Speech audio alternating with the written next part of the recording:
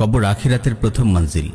ওসমান বিন আফফান রাদিয়াল্লাহু তাআলা আনহু কবরের পাশে এত বেশি কাঁদতেন যে তার দাড়ি ভিজে যেত। তাকে বলা হলো, আপনি জান্নাত জাহান্নামের আলোচনা করলে এত কাঁদেন না, কিন্তু কবরের পাশে আসলেই এত বেশি কাঁদেন কেন? তিনি উত্তর দেন, আমি রাসূল সাল্লাল্লাহু আলাইহি ওয়াসাল্লামকে বলতে শুনেছি, কবর হচ্ছে আখিরাতের প্রথম মঞ্জিল। যে কবরে নাজাত পায় তার জন্য পরবর্তী মঞ্জিল সমূহ সহজ হয়ে যায়, আর যে কবরে নাজাত পায় না তার জন্য পরবর্তী মঞ্জিল সমূহ আরো কঠিন হয়ে যায়।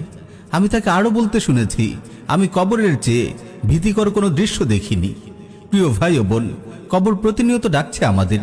প্রতিটি মুহূর্তে আমরা নিজেদের অজান্তেই পায়ে পায়ে এগিয়ে যাচ্ছি কবরের দিকে, কিন্তু অন্ধকার কবরের জন্য আমাদের কি কোনো প্রস্তুতি আছে?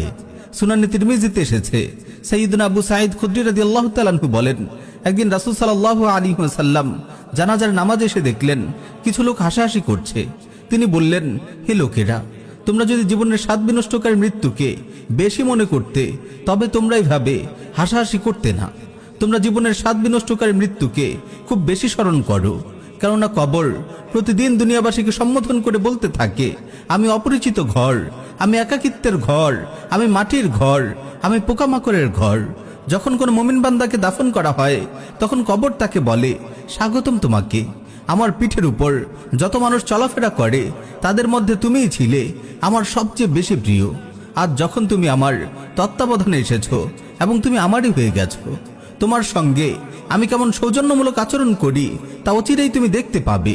এরপর দৃষ্টি যতদূর যায় ততদূর পর্যন্ত কবর তার জন্য বিস্তৃত হয়ে যায় এবং জান্নাতের দিকে তার একটি দরজা খুলে দেওয়া হয়।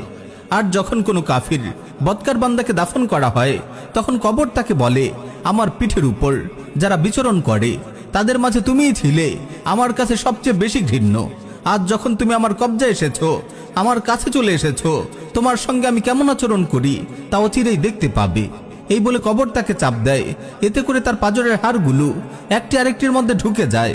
সাইয়্যিদুনা আবু সাঈদ খুদরি রাদিয়াল্লাহু তাআলা আনহু বলেন, এখানে এসে রাসূল সাল্লাল্লাহু আলাইহি ওয়াসাল্লাম তার এক হাতের আঙ্গুল আরেক হাতের আঙ্গুলে ঢুকিয়ে দেখালেন।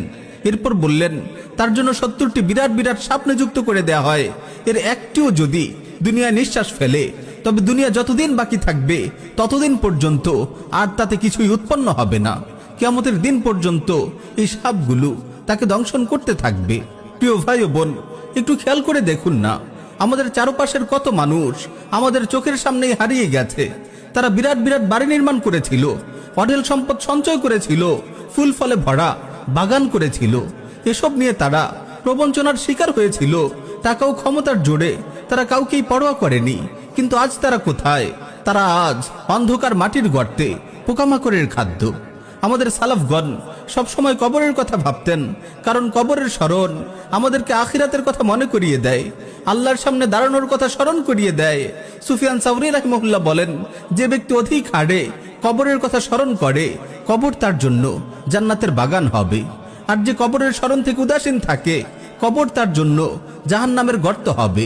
প্রিয় ভাই ও বোন, যে ব্যক্তি কবরের কথা স্মরণ করে, চোখের সামনে হারিয়ে যাওয়া মানুষদের নিয়ে ভাবে এবং নিজের আসন্ন পরিণতি নিয়ে চিন্তা করে, তার আমল করার তৌফিক লাভ হয়।